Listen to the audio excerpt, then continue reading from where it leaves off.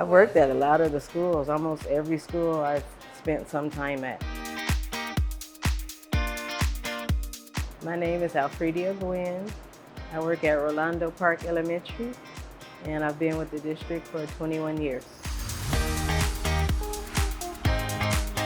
I've just been at Rolando Park for 2 months. I just got promoted, and I love it because I've done San Diego High, I've done SCPA, Mission Bay. Yeah, I go there in the summer and be the janitor. There's some kids that have challenges, and those are the ones I like to pick and let them help me. You know, like they'll help at the salad bar. They pass out the forks and the spoons and the napkins.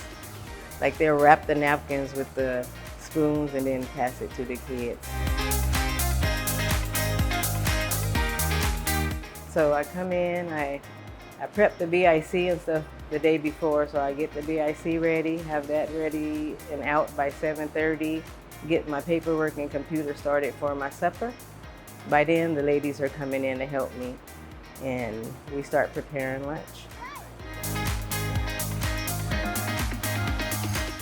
I love working with the kids. I love to see them smile. I love to say, "You're the best lunch lady," and "This is the best food ever."